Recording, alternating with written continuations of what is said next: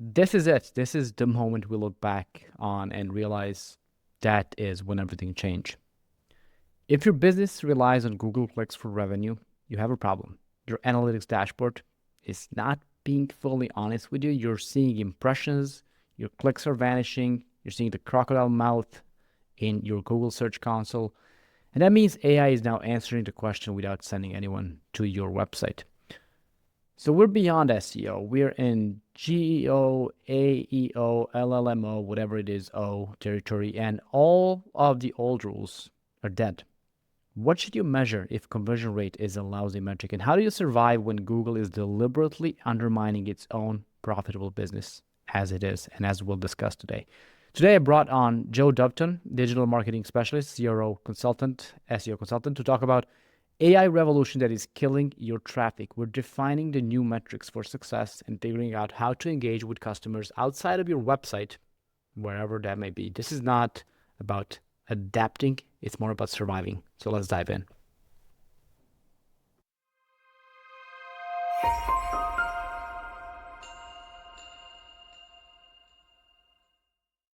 Joe, welcome to the podcast. What's the acronym for SEO in 2025?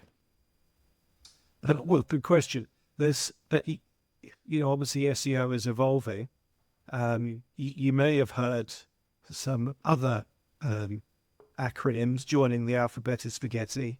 Things like GEO, Generative Engine Optimization, Answer Engine Optimization, AEO, Large Language Model Optimization, LLMO. So, there's a whole new wave of acronyms joining the industry. Look, I mean, SEO is SEO, and you got to look at the fact that Google is still the £800 gorilla in this space, and traditional SEO, as in like keyword-based search, is still the bulk of search behavior.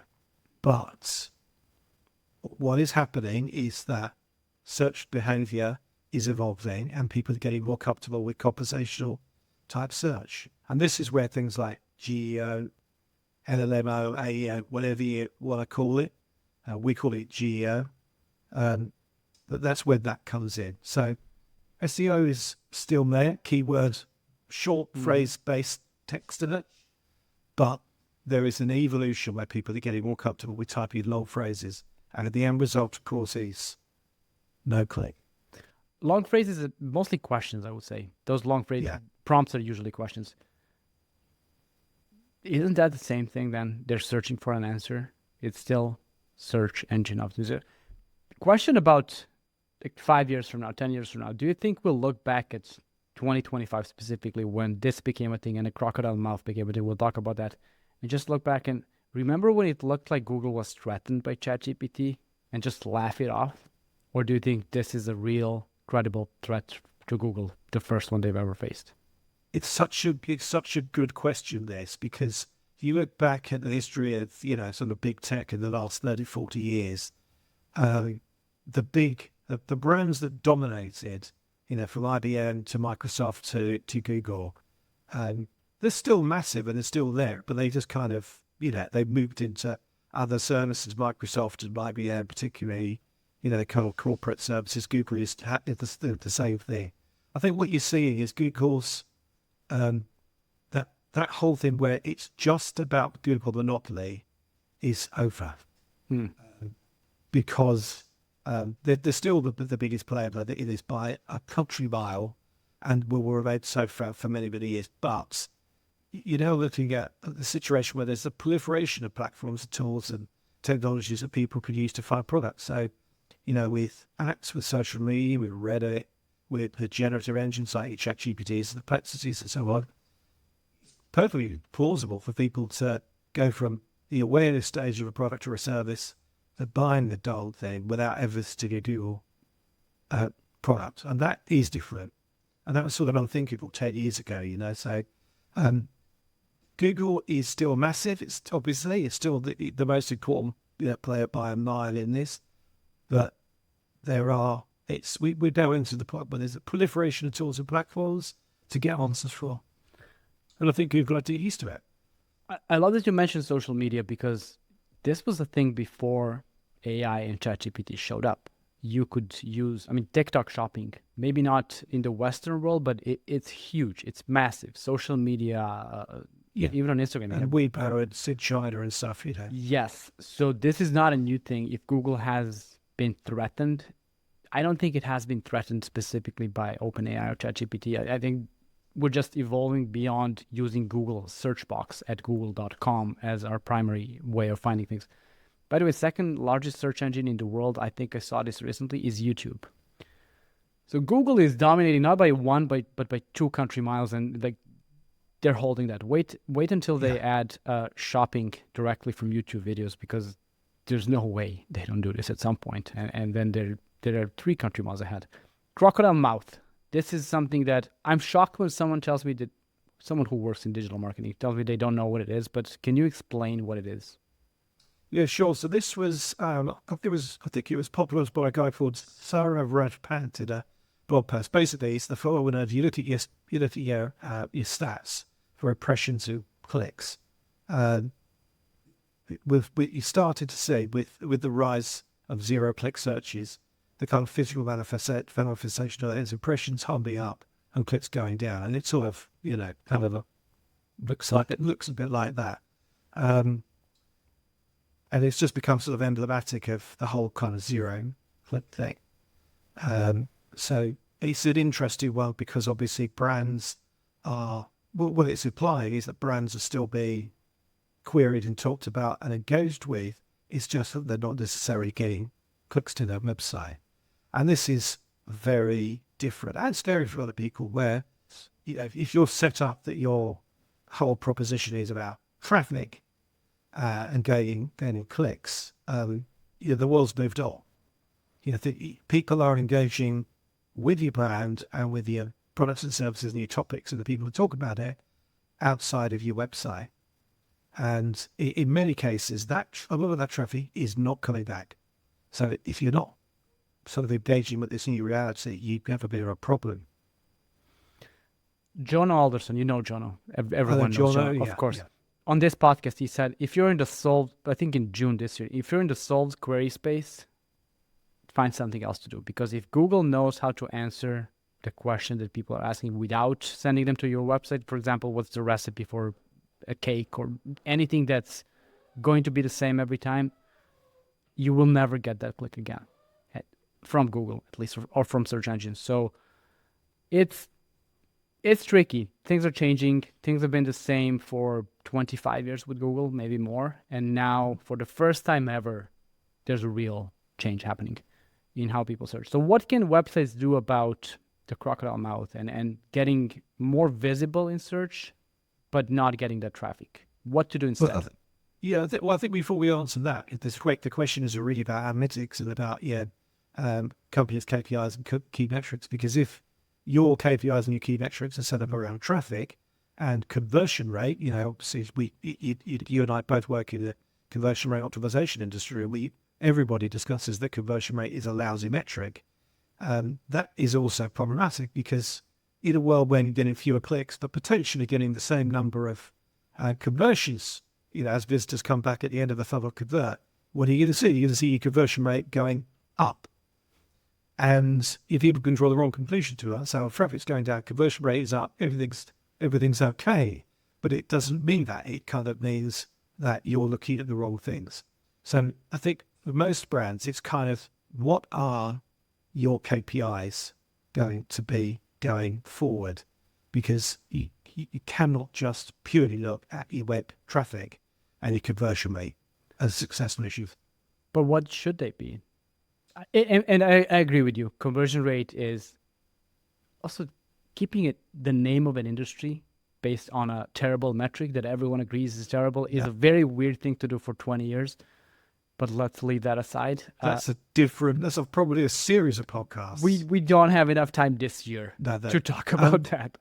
So that's the first thing is have a look at your success measures and redefine what success looks like. At the end of the funnel, there's things like revenue per visitor and average order value and stuff like that, which is no different to what we've been saying for years in the CRO space. In the middle of the funnel, there are kind of new metrics. I think there's a yet to be defined metric about sort of overall brand health or overall brand visibility, which nobody has at this stage. But there are in this kind of informational middle of the funnel space around using answer engines and LLMs like ChatGPT and so on. There are a few tools that are emerging, things like Peak.ai, things like Prolog, Athena HQ and others. And some of the things they're talking about visibility. So visibility within LLMs becomes another important metric. So the percentage of times that you appear for a prompt. And also, for people who are very keen on comparing themselves to other brands, the competitive position. Whether you appear first, second, third, fourth, or fifth within the prompt response is also something that's measured by these engines. So these are kind of newer metrics that are emerging that people look at. But it's tricky to measure what an LLM says, because ask it again, it's going to say a different thing to the same person with the same context, because that's just how they work. So will we dream of the good old days when we knew what the Google rankings were, 1 through 10, and say it was easy back then? Like, is there ever going to be a way to know how an LLM ranks you? Well, in the absence of everybody agreeing standards and opening up, their back end for everyone to look at, no. But I think this is a new space. It reminds me, I'm long enough in the tooth to remember the early days of search back in sort of 97, 98, when you had the Lycoses and, Yahoo's pre-Google. It's a little bit like the Wild West. The whole space is evolving so fast. We don't know what commercial pressures are going to get put on things like ChatGPT, for example. We know that they're recruiting an ad team, but we don't know what ads look like in the context of ChatGPT yet. So, how open they are with what people are searching for, what books are. Okay, I think is the undefined. So we're in this kind of intermediate phase where we have metrics that have emerged, like visibility and position, and people are kind of using that as a stopgap until we've got a better visibility on, what industry wide. This is the middle of the funnel. This information, what is success look like. So it's a long-winded way of saying I don't think we know yet, but the more successful people in this have got interim measures that then appear. Say, if we're doing okay on these ones, we're in the right place, roughly. Does that also mean that when someone, let's say on LinkedIn, says, I know exactly how this works, you should not trust them? Yeah, it's rubbish. Okay. Glad we're on the same page, because there's a lot of people claiming that they have figured everything out and they know exactly how it works. I think Sam Altman doesn't know how ChatGPT works because of what it is. It's just impossible to tell what it will predict next or what it will say next. So glad that we put the word of warning for anyone listening. So, I don't want to turn this into a product plug, but as I've been building this platform called GEO Jetpack, which is specifically aimed at this area. Mm-hmm. And, so essentially what we're doing is we're using the APIs that are out there, like the Google NLP API and others. And it's interesting. What I'm seeing is actually when you pull from the Google NLP API, the entities that it sees vary every time anyway. So it's not like, it's kind of fixed. The baked into the way that these work is a variability on what they are going to surface at any time. So to reliably say, do this exactly is probably misleading, because from week to week, month to month, there will be slightly different things that will be surfaced by Google. But the same prompt will mention different brands, if done on different engines, but also on the same engine within different days. So it comes down to 100% the same as you would believe regular SEO, getting making sure that the basics are covered, and ongoing monitoring, just to make sure that you are where you think you are. So how do you you have to prompt it 100 times and then see like 60% of the time it mentions my brand? Is that the direction we should be heading in? Well, I think the tools that are out there at the moment, like the Peaks and the Prologs and Athena IQ and the ones that I've built, broadly doing that. They're using, thinking into proxy servers to send out multiple prompts and monitoring the responses, and then day by day building a picture of whether you appear. And this is where the visibility metric comes in. We ran this prompt 50 times this month, and you appeared on 65% of the occasion. And your competitors appeared 70% of the occasion, and on average, you were in position 1.2. Mm-hmm. Okay. So rather than it being like the trend SEO, there's a snapshot of, here's a screenshot of you being number one in Google. You won't get, or at least at the moment, you don't get anything that's similar to that. You get, over a period of time, you're roughly in this position. It is confusing because it's confusing. There's no other way to explain it. This is just, I don't know if it was designed to be confusing for us, but it just I think is. the point is, well, this is the point that I'm trying to make, is that most of the practitioners out, or a lot of the discourse out there, is treating this as continuity SEO. Mm-hmm. And in a lot of ways it is. It is SEO 3.0 or 4.0, whatever stage they are at. It's the principles are the same. Write useful content, amplify your brand so that you generate what's mentions now rather than the backlinks. Make sure that the site's technically marked up correctly. But it's different enough to warrant a dedicated strategy, right? Because you can't get the same level of snapshot type, scorecard type stats that you could do with trad SEO. So hence the reason we're coming at it from a slightly different angle and saying, we also know trad SEO, but we're choosing this side differently. Nothing to disagree with there. I just still, I don't like the mysticism around all of this, and I don't like the fact that our best chance of knowing what is going on inside the black box is to have the ads so we can track those ads. Because once they open the platforms up for ads, I'm talking about LLMs, I'm talking about AI search, they will need to show you some metrics.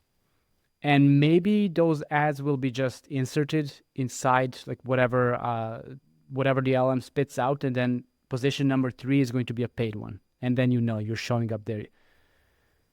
It will get even more confusing, and it will it's an incentive for people to start spending money on these platforms so they can show up. But at least we'll have something to know that, okay, if I spend this much money, I'm going to show up in this many answers. Does that completely change the LLM experience that people have today? Does that make it terrible? Will people trust it? I mean, hypothetical questions because we don't know. But what do you think about that?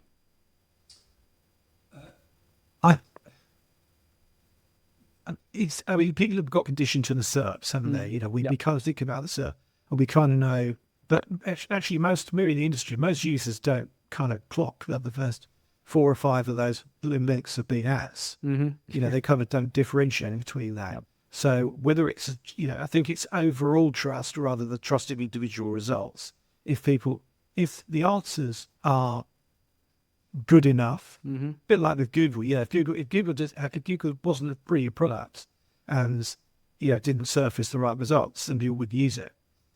Correct. More or less. It's kind of mirror to what the industry. So they will have to do that. They will have to be however they integrate ads. It will have to be marked up, and it will have to be not affect the overall plausibility of the response. So I don't know whether that's a kind of grayed out section within the prompt response, so it's called to answer, or something like I think Google doing some AI overviews. Our partners say this. It could be like that.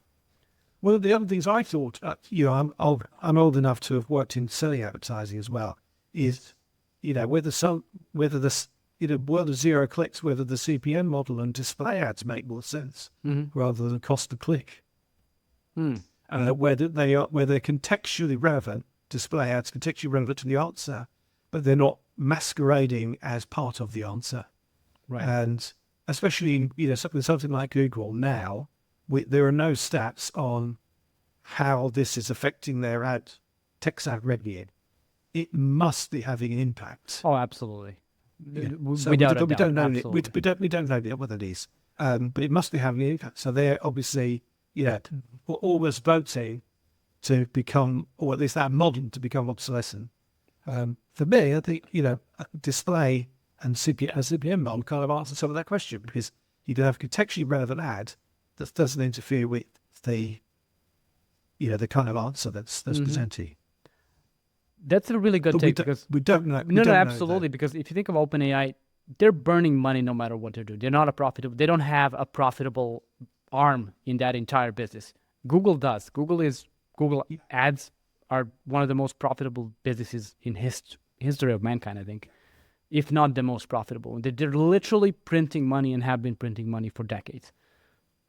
By showing the AI mode to people and by showing that AI overview, they're killing a part of that profitable branch. There's no way they don't have a plan. There's no way they're doing I this agree. just because it's the right thing to do. No, Google, again, I'm not worried about OpenAI because they have different plans. I don't think they have plans to become profitable, but that may be a hot take. Google wants to remain profitable and as profitable as possible because it's a business. OpenAI is not a business. OpenAI is a startup, a company, but it's not a business.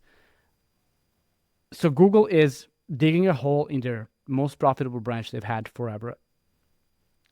There has to be a plan. They will show ads in those AI overviews, if nothing else. It sounds mad, doesn't it? That you kind of go, oh, we've got, we have the most profitable advertising system of all time. Yep. And we are deliberately going to undermine it. But I don't think that they have a choice. Correct. No, but remember before Google started doing the AI thing a year ago, whenever it was, everyone was wondering, why is Google not doing this? They'll get left behind. I feel like they did feel pressured to push this. I feel like Gemini may have been even rushed. The first version of Gemini were not amazing. Now it's great. So there's no way they don't have a long-term plan with this. That's all I'm saying. Maybe they just need to ride it out until people shift to accepting ads in AI responses, and then they just plaster the ads everywhere, even more than we have had with regular Google search. But what we are getting from LLMs today is not what we'll be getting in a year or two. That's just the way I see it. And will it be better? Will it be worse? It will be easier to track if you're a brand. That's just the only positive I see. But let's talk about the future of SEO, CRO, all of it together. Are those parts of the funnel being discovered, purchasing, repeat purchase? Can you separate those? Can you do SEO without doing CRO? Can you do CRO without doing SEO? Because for a long time there were people who were saying they're kind of the different side of the same coin. They're very related. I mean, even I on this podcast have been saying that. Can you in the future do one without doing the other? It's a really good question, Sonny. I think the answer's been hiding in plain sight for years, which is Google's always said. I mean, going back to their their catchphrase that they should be thrown over with, don't be evil. Yeah, the principle being right for your customers, right for the users, don't write for search engines, make yourself useful and interesting, and then by an extension of that, have the experience that you present to people needs to load quickly, it needs to be slick, have a good user experience, all of these, and everything else will do the rest, will rank you if you do this. And actually, so nothing has really changed. If people are useful and interesting to their customers, they will be okay. They should do all right. But I think the key difference is, we've looked at Google very narrowly in the context of, it ranks websites, whereas people's brand, it doesn't purely live on the website. It lives in lots of places. Now it lives on social platforms. It lives on Reddit. Now it lives within answers on LLMs. So you should be looking at that and focusing on the customer. And at the different stages of the journey, it's very, very hard, especially with attribution, kind of being what it is these days. It's very hard to say, if we tick off this user over here, and then that we embrace them in the middle of the funnel here on the LLM, and then they came and got something. I know that's hard, but that's what you need to do. So what does the customer want? And wherever they are, you need to be engaging with them in a respectful and helpful way. So if you look at everything you mentioned don't be evil, and that is so ridiculous. Now, it wasn't back then. But there was a time there was a time when people thought that the Silicon Valley entrepreneur is going to save the world, and that those companies are. I think that ship has sailed. Maybe you're not party to UK politics, but in the last couple of days, there have been questions asked in Parliament about which is the greater threat to British securities, and the Chinese government and the spy network, or is it Elon Musk? Wow. So it's kind of goes to the stage where Elon Musk has become a Bond villain in the minds of a lot of people in the United Kingdom. I think that's a misdirection. I think it's Peter Thiel, but that's just me. So, but potato. Let's go. But the point being is they were the saviors, and now there's a massive distrust. Yes, but if you look at "Don't be evil," it still applies. It's still a good slogan, but just not applied to big tech. If you look back at everything Google has been saying for the last 5, if not 10 years, EEAT, they've been pushing EEAT for a very long time before anyone even thought AI would become the factor it is today. They've been pushing, you need to be an expert, you need to be trustworthy, you need to be an authority if you want to be ranked. You couldn't write about medical or your money, your life topics without being an authority in that field, without being a verified authority in that field by Google. If you look at the things they've been, they had a paper released in 2021. There was an episode on this podcast about it called The Messy Middle, where they talked about everything between the first discovery and the conversion in the end is getting messier, and you can't just play a linear funnel anymore. Everything's going to change. They've been planting these seeds for years, preparing us for this new reality. Maybe they knew, maybe they didn't, but it worked with Google search, and that same principle, the things that work, the long-term strategy that worked with SEO, none of that is gone. It all applies even more. What I like to think, because the name of the podcast is No Hacks, is this is killing all the hacks. Like all of the SEO hacks we had, everything we could do to trick the systems, AI is better at recognizing those hacks and completely killing them. And it's a really good point that you make that, because one thing I was going to raise is, I've been diving, as I said, a lot into this GEO, I suppose, whatever you want to call that. And I have seen examples of purported practitioners advocating tactics like flooding their website with AI-generated pages to fill gaps. And it's kind of like, whoa, hang on a minute, this sounds like content farms. Didn't we have this 10, 15, 20 years ago? It's scary as hell. That can't be right. And it isn't right. So the unfortunate thing about being in, I love that phrase, the missing little boy, being in the Wild West, again, is, suddenly instead of whack-a-mole, we whack on the shitty hacks that people used to have in the past. Yep. And there's new ones are popping up. I love that you said Wild West, because one of my favorite movies, and in my opinion, the best trilogy ever made, sorry, Lord of the Rings fans and Star Wars, Back to the Future. That you can't hurt it. Yeah. When he goes to the Wild West and he knows the rules from the future, it kind of feels like that. We're at the Wild West, but we know what works and we know what's going to win long term. It's almost like having some cheat codes if you paid attention for the last 20 years. Most people didn't pay attention. It is my impression. Absolutely, and it's kind of like you always will get there's another get quick rich scheme. I instinctively discount things like that when I see it, in the same way that I don't trust posts or blogs where I say I'll double your conversion rate in 2 weeks or whatever it is that you see it. Those posts and people who post it, and I'll say it because maybe you don't want to. The people who post it are a joke and should be laughed at and ridiculed. Yeah. And most practitioners in CRO or whatever will do that. They will say this is rubbish, but they wouldn't be doing it if some people didn't believe it. So yes, I think the basics. It's going back to your point. The basics are unchanged. Write great copy.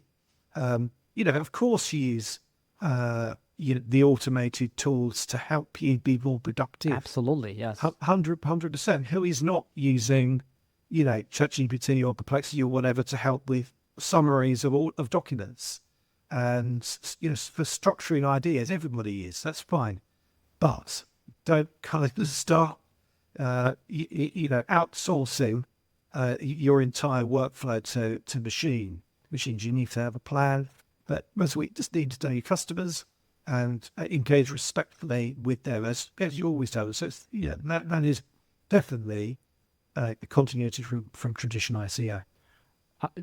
It's still simple. It's still not easy, and that's what will never change. I don't think I hate the AI era when you look at it that way. When it pushes people back into doing the things that everyone should have been doing for the longest possible time. Like you mentioned a content farm, like 1,000 posts that about certain topic hoping to rank. People are now flooding Reddit as well, just writing. So the definition of, going back to the name of the podcast, of a hack, not a person, but doing a hack. It's doing something where someone's getting screwed at some point. It could be somebody else today, it could be the system, or it could be you at some point in the future. Those are all hacks, and AI will sniff them out better than people were able to do that, which I'm not happy about it, but it's just how it is. Can you tell me more? I want to end with a bit more about the Geo Jetpack. Why did you decide to build that? Yes, it's a really good question. I mean, essentially, I, like lots of other people, I use all the other tools that are in the public domain, the Ahrefs, the Mozzies, the Semashes, Scree Frog, and Search Console, and so on. I've used those for a number of years. But, I became particularly interested in how to extract and visualize entities, because there isn't anything that does this nicely at the moment. So that's kind of was the starting point. It's like, we know that Google, when they look at a URL, they examine the entities that are on the page, and that has a bearing for whether what is going to be included in the LLM responses, or of course in the Google search results. So I started with that, and I kind of came up with a kind of visualizer where I take the data out Google, kind of visualize it if it sort of bubble less. And it's kind of gone from there, because when you start looking at individual page clusters, you can see, oh, that's interesting, because the entity groups and our similar pages are quite different.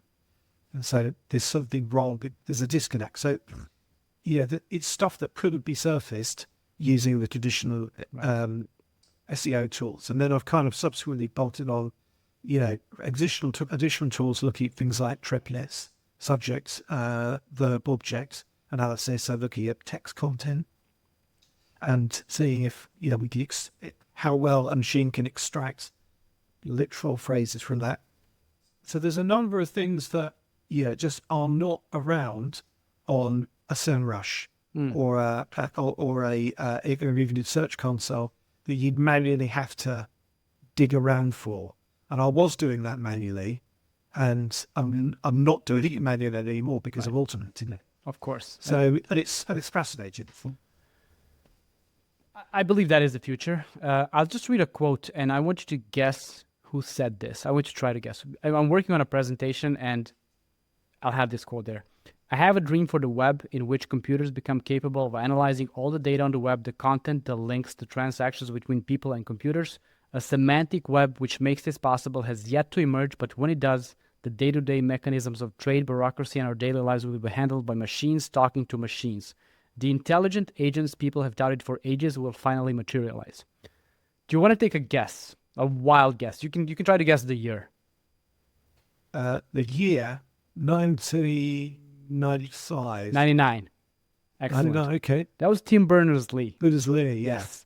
1999. My question to you is, are we there yet? Well, I think we're getting closer. I mean, the interesting thing is, what we talked about at the start about websites.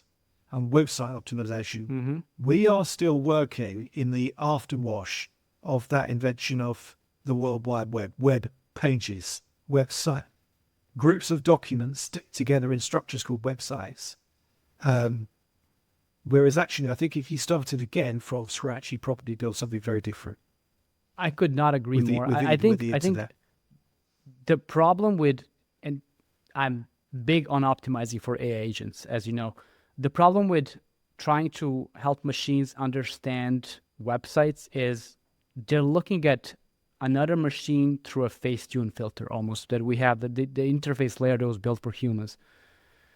I think that's one of the dumbest things since the early days of the internet, trying to get machines to to decode an interpretation of a machine readable thing that was made for humans and guess what's behind it. Why not just plug it back straight into machine? But I think we're getting there. The semantic web, we're getting there. The semantic web is, if we ever fully have it, is going to be Internet 2.0, I guess, completely and absolutely different than a set of book pages put on a computer screen, which is essentially what the websites are. Which is what it is.